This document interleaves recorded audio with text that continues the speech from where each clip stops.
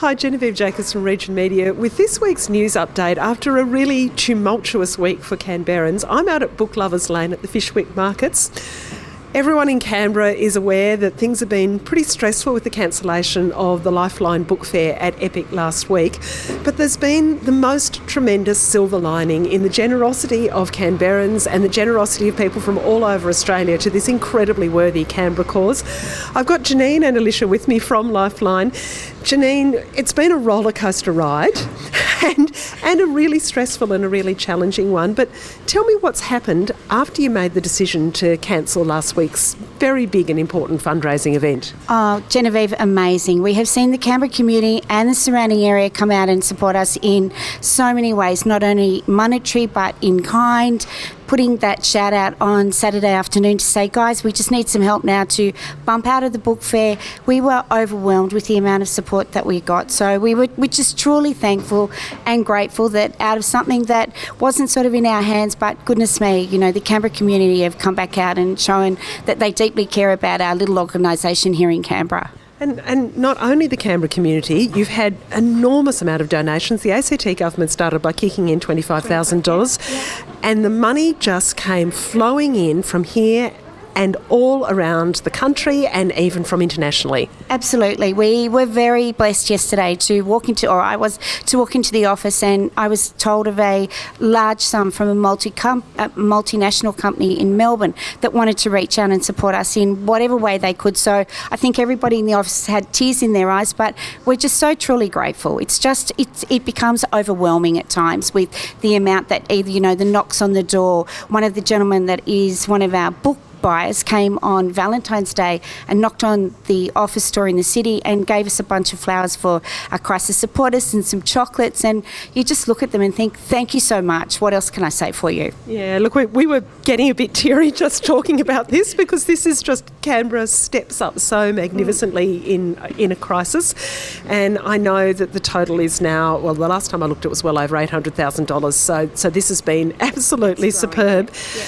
There's a real need though, isn't there? There's a reason why you need that money. Absolutely, and that's why we've got Alicia here to talk about her amazing role that she does with getting our crisis supporters into train them so that they can answer the phones. Yeah, so Lish, let's turn to you and see where these funds actually go to. You've got a training course coming up very shortly in March. What are the needs that this amazing fundraising effort will meet? The Canberra community just come to the foreground every single time, and for that information session that we've got via Zoom in early March, we've already got over 100 people that are attending that, and therefore these are people that are finding out, interested about becoming crisis supporters. I've just started training over 50 students for our first 2 rounds for this year, and this is what gets our feet on the ground and keeps us running to be able to have more crisis supporters answer the unfortunate fact that calls continue to come through and they continue to grow, meaning it's unfortunate because that means there's just more people in crisis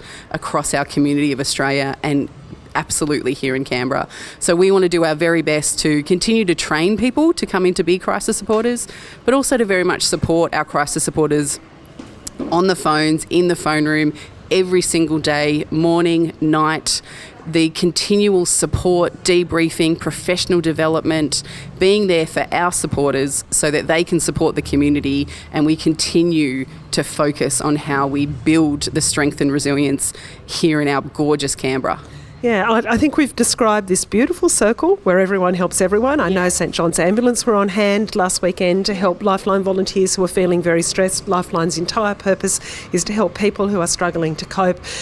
That's a beautiful thing. How do people get involved if they think they'd like to step up and maybe take the training, be on the phones? Fantastic. Thanks for asking, Genevieve, because we want more people. So, yeah, we've got an information session. It'll be via Zoom, so people can do it from the comfort of their home, or if they're still in their office, wherever they can be on a screen and hear my voice. Sorry about too much of that. But, yeah, it's on Wednesday, the 2nd of March. So if you just Google Lifeline Canberra, and there's a link in our website there to email us, and we'll send you the link to register. And I'd love to see as many faces in that Zoom box as absolutely possible. And just finally, Janine, we've got more help going on. A couple of pallets of books going out to Tonga as part of the tsunami relief effort, and also to Papua New Guinea. Tell us about that. Amazing. So we've been in contact with the Brumbies. They're doing a fundraiser for us for their first home game on Sunday, and they reached out and said, guys, can we get a pallet of children's books that we can send to them? And also we have an ongoing support in Papua New Guinea where we send our books up to those people as well. So, we're just trying to support those that support us at this time. Look, also making news this week on the Riot Act, all kinds of community conversations. Of course, much of the news has been dominated by the protests, and I will just note that some of the people who are part of the protest have actually made donations to Lifeline. Absolutely. And have, this is a really complicated situation. So we've got the latest on that, including how many of the protesters feel about the impact that they've had on Canberra and our lives here. We've also got Zoya Patel's opinion piece on how she feels about the Australian flag as a consequence of the protest action that we've seen in the city, and that's generated an enormous amount of conversation. On perhaps the lighter side, Canberra's very first Greek bakery is opening up. Really delighting and exciting people who are of Greek background and others who just love the food. So read about that from Evelyn, who's our latest recruit, our newest young journalist at the Riot Act. And Edwina Mason has the story of Eric the Caterpillar from Binalong. Now this is a crazy one. It's gaining attention from all over Australia. Will this caterpillar chrysalis hatch into a beautiful butterfly or not? You'll have to go on site to see the complications in this story. Everyone's watching with bated breath. But the Riot Act is all about connecting with you and the Canberra community. We've got an email newsletter that we send out every Thursday. Sign up for that and get it to drop into your inbox. There's a daily digest, and of course we are all about the great big Canberra conversation and supporting community. I'm Genevieve Jacobs. This is Region Media.